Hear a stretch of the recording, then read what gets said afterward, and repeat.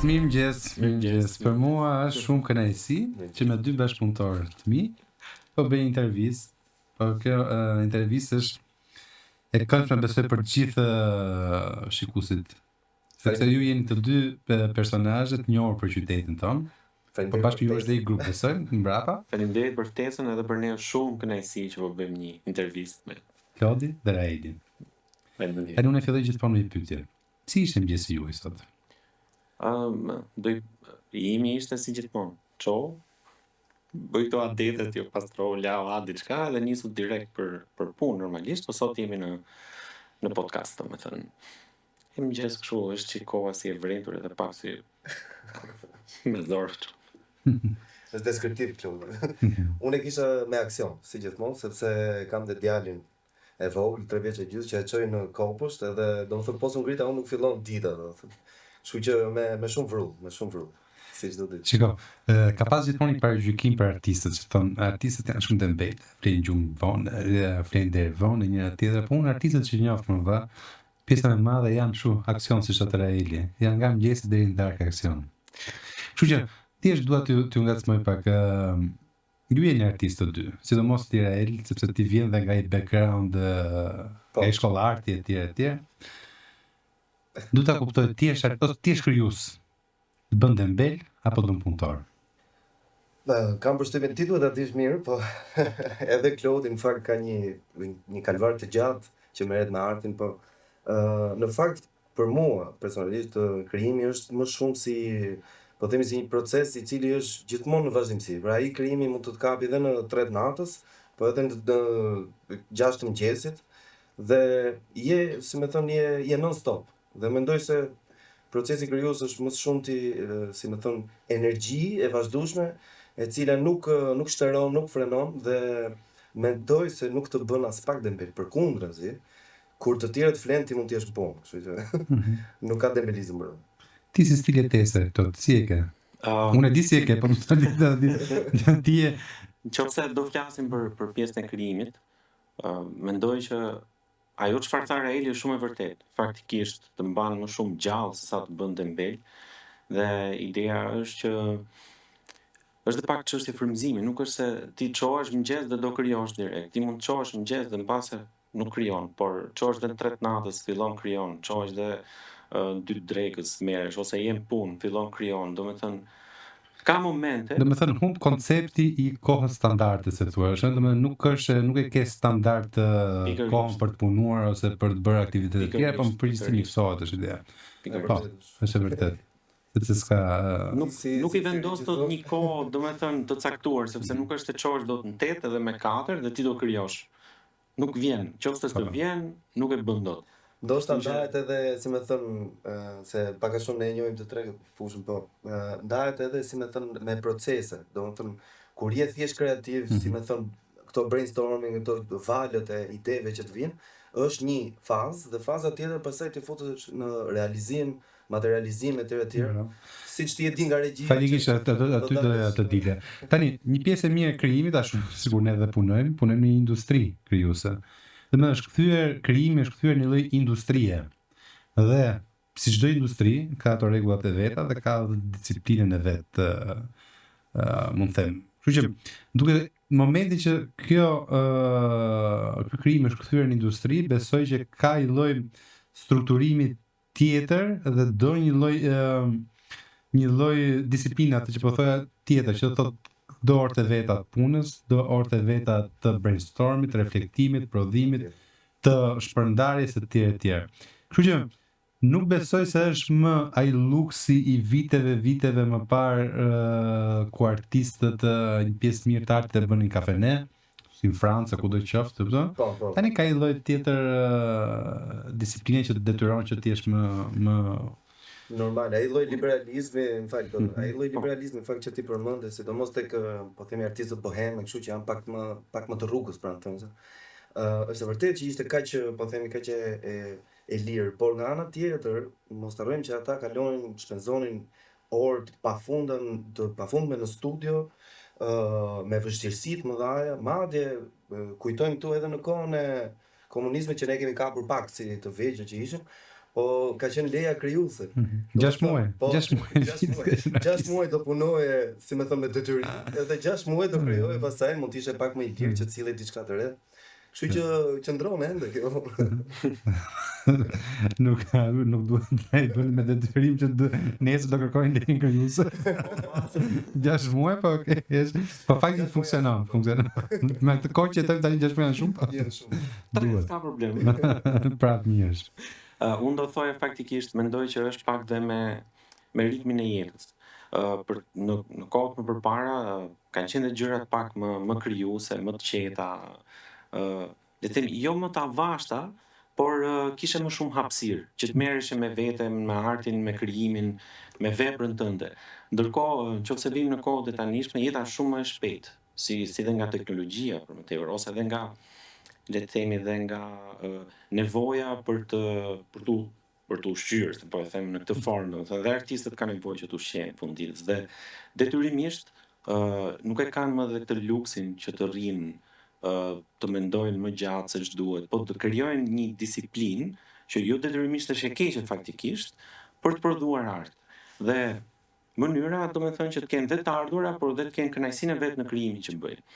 Prandaj është, le të them, unë mendoj që është më shumë me ritmin e jetës që kemi tani, sesa tek struktura që po krijohet më shumë nga industritë kreative ose nga entitetet ndryshme të artit, domethënë. Vërtet. Po varet pastaj nga shumë pikpamje, normalisht edhe nga, po themi, se ka artistë që punojnë me fondacione ose me fonde gjatë gjithë kohës, ka artistë që janë, po themi, më privat ose artistë që janë edhe në funksione, sepse ne e dim shumë mirë që artistë ndahen edhe me kategori, po themi, edhe jo vetëm krijues, po ekzekutues, teknik etj.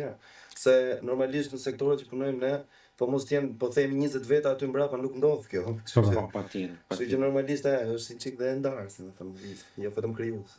Tani besoj se shumë veta ju njohin dhe s'ka shumë pak të rinj në Tiranë nuk njohin Peter Pan Quartet. Po si është historia e grupit tuaj? Do ta thuash ti apo ta? Zakonisht tek tregon Klodi këtë histori. Domethënë unë me Raelin nifeshim prej kohësh, po thjesht përshëndeteshim. Ishim në të njëjtat grupe, domethënë. Por para rreth 15 vitesh, tani, 15 vitesh, filluam duke kaluar dhe kohë bashkë. Jo, pinim bira, dilnim, dhe një moment më thot Raeli që unë kam ca këngë që kam qejf ti bëj. I them, okay, shumë mirë. Tha, i bëjmë me kitarë të dy bashkë, dalim kështu si tip akustik, domethënë. Thash, okay, si duash. Kam një punë për të bëj. Keni qenë pak më të lirë. Faktikisht, po, më të lirë. Edhe më tregoi këngët, të cilat janë këngët e albumit të parë faktikisht që më tregoi. Mua më pëlqyen shumë si për tekstet, për ritmin. E i thash patjetër ulemi. Një ditë erdhi thash, shiko, tha, i bie basi ti siç e ke pasur dhe po marrim dhe i baterist, bëjmë 3 veta. Thash, Shtu ambicie. Nga një edhe i baterist dhe i pianist. Më mirë akoma, domethënë. Në fakt bateristin e kishim vetëm më parë të Niku ka qenë ish bateristi jonë i parë, domethënë, ka qenë kur formuam grupin ishte Niku. Ka qenë bateristi i grupit me Raelin The Room. Shumë kohë përpara, kur kemi qenë 20 vjeç. Historia më e bukur faktikisht dhe më gallat është kur erdhi tek ne Agoni në ato fazat e parë. Agon Çara nga Gjakova. Shumë interesant artist. Mund ta thot Raeli si artist aktivist, filharmonicist, ai kishte punuar më përpara edhe me Drena Basin me disa djem të tjerë. Dhe u njohitëm rastësisht në Tiranë në për këto qendrat e në hostel, po që ishin si qendra arti, se më thënë, njerëzit mblidhen ti e ke parasysh. Dhe shumë interesant ai, më një herë ne patëm një kështu, si më thon, një sinergji, Po patë ti faktikisht kur e takove. Edhe nga që dikush më tha që luante në filharmonikë, thashëm ti luan në filharmonikë, po ne kemi një bankë kështu, sa ditë do rish në Tiranë. Okej, erdhi një dy herë në prova me ne. Pak i çuditshëm kështu nga natyra. Agoni shumë interesant. Thjesht rrinte në hostel, domethënë nuk bënte asgjë, rrinte atje. Artist. Tipik. Po ambiles. Ishte me leje krimi. Me lejen e krimit. Dhe ne kishim prova në darkë, ky kishte njohur mëngjes, erdhi tha, "Çuna, kam gjetur filharmonicist, do jetë shumë bukur." Dhe faktikisht kur bëm prova për herë të parë me Agonin, ajo filharmonika i dha muzikës një ngjyrë le të them aq të bukur. E vërtet, edhe ai dimension, po, shumë. Dhe ne domethënë jemi kënaqur aq shumë, edhe pse të nesërmen Agoni tha, "Më falni shumë se nuk isha mirë dje." Po u lidhshim këto. Shumë interesant. Ai Po, në ka fakt në qenë- Kosovë ishte vetë aktivist me një lëvizje Kuki Panti, që ata ishin shumë, Po. po themi, në të njëjtën kohë shumë liberal, shumë bohem siç diskutuam, por edhe shumë social. Dhe e vërteta është që her pas here ata kishin edhe, po themi, sfida të natyrës sociale të shoqërisë në Kosovë. Dhe patëm edhe një dy ftesa nga ata madje që bëm një dy koncerte në Kosovë. Shumë interesant, me ato ulje ngritjet e tyre, shumë madje shumë dinamik, po themi. Dhe një nga këto historitë gallat që thotë Klodi ishte që kur vajtëm në Gjakov, me shumë respekt me siç e kemi ne shqiptarët, domethënë normalisht, dhe do më falësh një sekond, tha Goni, tha se do takoj atë tavolinën tjetër atje diku, edhe ishin vetëm 2 tavolina në këtë restorante, shumë i Që na bukur, çoj. si tipa groturitën, po. Dhe tha, sa takoj këta, dhe kur shohim ne nga krau tjetër, ata ishin të gjithë nga këto të këforit. Gjeneral. Të gjithë tip që oficerash me grata me kështu, dhe aty ne përfundimisht donim që Agoni ishte një agent i Bënim gjithmonë shaka me këtë Po ndërkohë. shumë interesant, edhe për disa vite kemi ne të bashkë, domethënë me Agoni kemi luajtur muzikë derisa ai u transferua Në Amerikë. në Amerikë. Fort. Në fort, Në Amerikë, dhe pastaj edhe Niku në Kanada. Dhe edhe ne jemi pjesë, po themi, e kësaj plagës emigracionit. Emigracionit që I kemi humbur disa miq, po themi, po i kemi akoma shok patjetër. jo humbur, po Humbur nga terreni muzikal. dhe pastaj u hap rruga për çunat që janë tani Po, për Kristi Kristi Verno. Vernoqi. Vetë ka që kaluar- ishte Ka kaluar gati 15 vjet. 15 vjet. Si ka ndryshuar realiteti i po themi i jetës natës, jetës muzikore, jetës aktiviteteve muzikore nga atëherë tani. Ne i kemi parë të gjitha, Klodi e di, domethënë kemi gjithë këto vite që më shumë të jetojmë natën, po themi, përveç të punës që bëjmë ditën, dhe në një farë mënyrë i kemi parë teksa edhe progresohet, edhe rritet. Është rritur për shembull në një farë mënyrë edhe cilësia e pjesëmarrjes ose cilësia e ndërtimit të skenave alternative etj. Me shumë personazhe këtu brenda që i kemi miq dhe i njohim.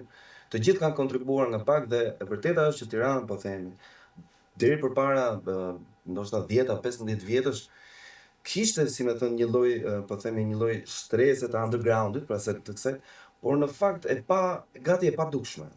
Sot që flasim ne, ndoshta edhe një çik me, po themi, mendimin e artistëve, të komunitetit, të hapësirave të reja etj, në një farë mënyrë është përmirësuar, po themi, edhe pse siç e ceka pak më përpara, e kemi këtë dhimbjen e emigracionit, sepse shumë nga djemtë dhe vajzat që ne i mbajmë mend që kanë qenë në sektorin e muzikës, që luanin muzikë, ose janë larguar ose kanë gjetur diçka tjetër, edhe domethënë është e vështirë, dhe unë kam vënë re që edhe nëpër botë kur kemi udhëtuar, ne kemi parë, kemi vënë re. Është e vështirë për artistët, përveç se janë shumë, janë edhe, po themi, nganjëherë edhe pak kontrapedal, patjetër. Dhe nuk bien aq kollaj, po themi, në ato kornizat e shoqërisë.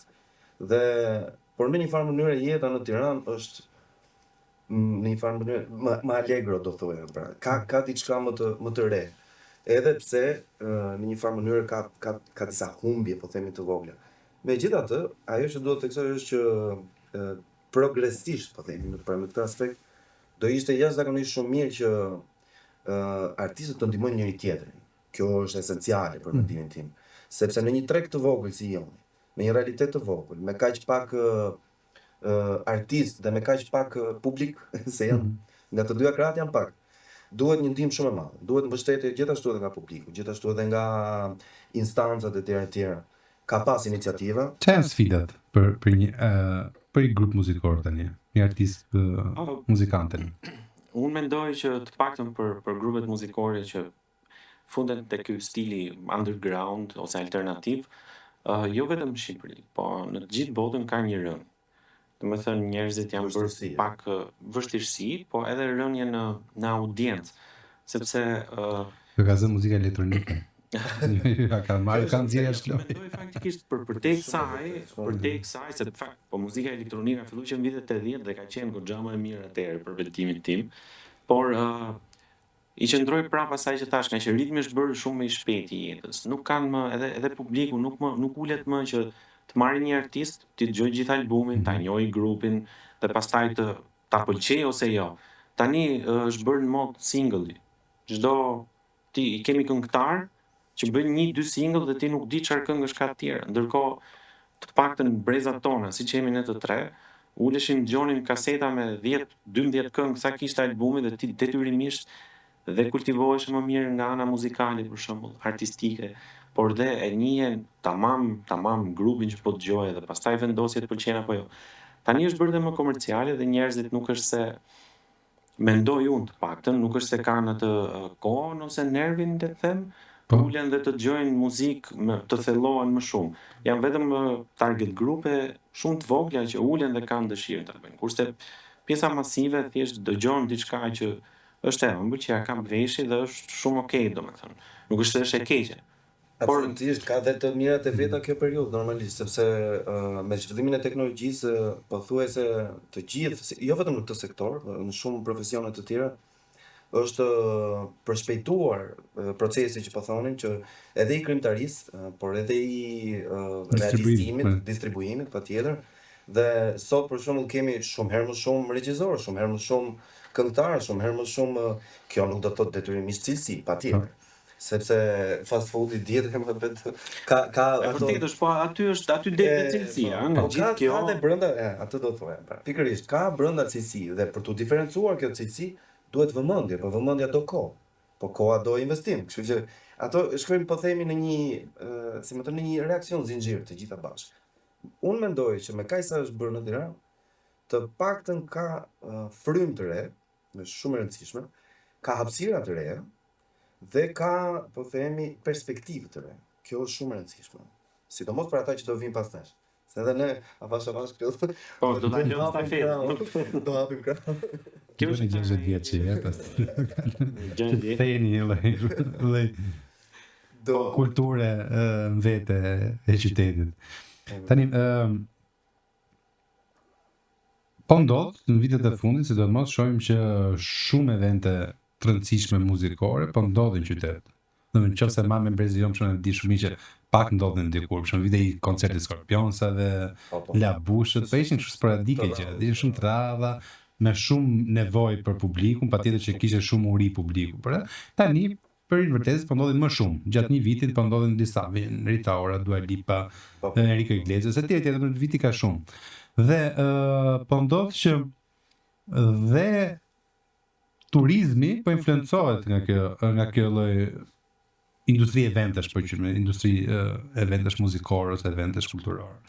Dhe po ndodh që në Tiranë po frekuentojnë Tiranën edhe shkak prej këtyre eventeve të mëdha. Tani unë besoj që patjetër që edhe për grupet ose muzikantët lokal kjo është gjë e mirë, se influencon për mirë. Dikon për mirë, sepse ata që vinë për një koncert, po themi të një emri të madh botror, njëkohësisht ato ditë pse jo eksplorojnë edhe muzikën lokale, kulturën lokale etj. Duhet di muzikantët sot që flasim ja dalin ekonomikisht? Ne të dy e dim si realitet këtë dhe e njohim mirë, domethënë, ndahen në kategori, po prap, sepse ke artistë të konfirmuar të po flas gjithmonë skena alternative, domethënë. Skena alternative është padyshim në, po themi, në një përpjekje të vazhdueshme, në një vështirësi të vazhdueshme, për shkak se të duhet, pra ajo është matematikë e thjeshtë. Të duhet gjatë gjithë kohës të kesh, po themi, prurje, të kesh koncerte, të kesh alternativa që në një farë mënyre të, po themi, të balancohen financat në një farë mënyre. E vërteta është që kush i përket muzikës underground, po themi, bën një punë, dy punë, tre, ndoshta. Pra ne e dim të, ky është realitet dhe jemi përshtatur në një farë mënyre. Ndërsa pjesa tjetër e dim shumë mirë se si funksionon për arsye të promovimit online, për arsye të, po themi, të një financimi ose të tjera, kanë edhe shifra marramëndse, që për realitetin tonë janë vërtet të mëdha. Sepse nuk është se po flasim për artist kaq, po themi, botror ose lokal ose në kuptimin e rajonit. Jo, janë artistë të, po themi, të një marzhi publiku minimal deri diku, në krahasim me çfarë bëhet jashtë. Ndërsa ne, domethënë kategoria jonë, po themi, e ka të vështirë, patjetër. Do të di ku për një artist ose një grup skenës alternative, kush është burimi kryesor i të ardhurave? Eventet apo janë atë produkti që shet online ose në CD etj. Faktikisht nuk është se, do me thënë, unë mendoj që eventet janë për një alternativ, grup alternativ. Pasi nga që nuk ka dhe audiencë shumë të gjërë për grupet alternative, të paktën nëse futesh në për këto platformat që janë për muzikën, që do futesh të dëgjosh një grup etj. Ato kanë pagesa totalisht minimaliste, do me thënë, për grupet alternative, sidomos kur janë të reja, apo le të themi si puna jonë, po e marr si shembull, që mund ta dëgjojnë 100 veta, 200 veta, 300 veta një album qofse e hedhim, po 300 veta janë një zero absolut për një platformë siç është Spotify ose çka janë të ndryshme, Apple Music, ku artistë mëdhenj atje si alternativa apo dhe komercial dëgjohen me miliona, domethënë. Dhe ajo nuk ka fare të ardhur pastaj. Ndërkohë të ardhurat më të mëdha mund të jenë, nëse i quhen do të mëdha, janë nëpër koncertet që bëhen nëpër sheshe ose nëpër lokale kur shkon bën Evente private evente ose private. me iniciativë, Këto po janë themi shtetërore, qofse të ndryshme. qofse i mbledh, le të themi. Por për t'ju kthyer pak asaj që tha që folit më parë, që për turistët që vinë apo që kanë dëshirë të dëgjojnë, dhe kjo është e vërtetë faktikisht, turistët që vinë këtu kanë dëshirë të dëgjojnë grupet lokale. Unë kam pas dhe 2 diskutime me 2 turistë, me 2-3 huaj, njëri nga ata jeton këtu, 2-3 tjerët kanë qenë turistë dhe thonin që duam të vim kur vim në Shqipëri, duam të dëgjojmë dhe grupe lokale, por të dëgjojmë grupe lokale që kanë krimtarinë e tyre. Dhe unë mendoj që një nga problemet që po vuan muzika alternative sot në Tiranë ose Shqipëri është që grupet akoma vazhdojnë me covera. Ka një mungesë origjinaliteti. Nuk nxjerrin muzikën e tyre apo të promovojnë muzikën e tyre. Do me thënë, nuk e di a është ka qenë fati jonë, po ne kur e kemi nisur të luajmë muzikë, nuk bëj fjalë që s'merrin pagesa nëpër lokalin. Po kishin këtë që ne do luajmë muzikën tonë. Do bëjmë dhe ca për të mbush, po ama duam të luajmë muzikën tonë. Dhe kjo ka funksionuar gjithmonë. Kemi këmbgulur që puna që bënim ne të kishte origjinalitet, autenticitet dhe normalisht, si më thënë, mos të binim pre e një marrëveshje ose e një kompromisi që sot e bëjnë shumë banda, ne i njohim, i kemi shokë e miq, po fatkeqësisht e bëjnë edhe për arsye siç folëm pra financiare, ekonomike, për shkak se sa më kohë, sa më mainstream ti the, për shembull X këngë, doli një këngë u bë e famshme për 2-3 muaj, ka shumë mundësi që këto bandat e lokale do ta luajnë atë këngë, sepse e dinë që publiku e pëlqen dhe do reagojnë. Pra, ne këtë kompromis nuk para kemi bërë. Ose nëse kemi bërë ndonjëherë bëjmë më shumë si për shaka, si më thon, mund të improvizojmë aty për aty diçka që kërkon publiku dhe i themi ne këtë këngë nuk e dim. Po do ta tentojmë. Që kam përshtypjen se kjo industri që është pjesë shumë e rëndësishme e industrive kreative, në industria e muzikës, patjetër që ka nevojë tani më ka ardhur momenti që të studiohet mirë dhe të ndërtohet një strategji e mirëfillt që kjo industri të ecë të kthehet sa më fitimprurse në shumë vende të botës. Ne ju e dini sepse jemi pjesë e këtij grupimi që po e bëjmë këtë gjë, po kemi filluar të bashkëpunime dhe me ekspertë dhe me profesionistë huaj të kësaj fushë të ndërtojmë një strategji për industritë kreative, por kryesisht edhe me fokus edhe industrinë muzikore. Dhe një vit më parë në Tiranë zhvilluam një konferencë me profesionistë sidomos nga Mbretëria e Bashkuar, nga Anglia, të cilët sollën eksperiencën e tyre dhe lidhëm disa marrëveshje se si mund të fillojmë bashkëpunimin, që ta shohim të sfidat që industria ka, duke filluar që nga proceset e edukimit me muzikën edhe me audiencën, si networku që është shumë i rëndësishëm, por njëkohësisht edhe një sistem politikash fiskale, se si mund të ndihmohen artistët përgjithësi, po themi, po patjetër edhe krijuesit muzikor. Kështu që Prandaj do doj dhe kohën e vet, por që është besoj është në rrugën e mirë momentalisht për ta çuar diku. Unë domethënë mendoj që në 35 vite që kemi demokraci, nuk mendoj që është investuar apo suportuar më shumë se në këto periudha për artin.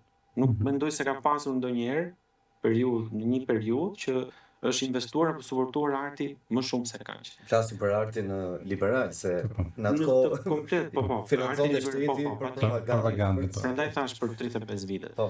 Është shumë e rëndësishme që duhet i bëj dhe një thirrje artistëve të ri, gjithë, paktën muzikantëve në fushën që ne, të krijojnë vetë, të bëjnë gjërat e tyre, sepse sado që mund ta ndërtojmë të strukturën, nëse nuk ka art lokal, original, nuk ke çfarë shet në fund të ditës, nuk ke çfarë propozon apo tregon.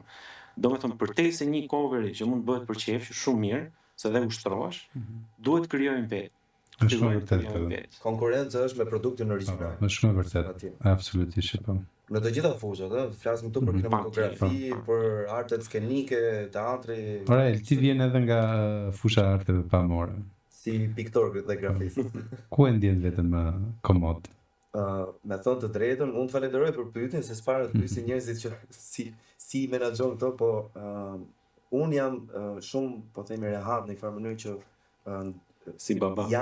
Si baba patjetër. Jam i privilegjuar të merrem, pra të kem aftësinë për të marrë me artet. Dhe unë vetë nuk i ndaj ndoshta me kohën, sepse piktura merr më shumë kohë, do më shumë kohë të lirë, ose artet figurative, por nuk i ndaj dot me thik. Dhe arrit të merrem, si më thënë, me muzikën, me skenografinë, me pikturën kur kam kohë, ose kur kam projekte të ndryshme, me fotografinë gjithashtu. Kam punuar në film edhe me ju bashkë, kam punuar edhe si, po themi, teknik, po edhe si aktor me raste.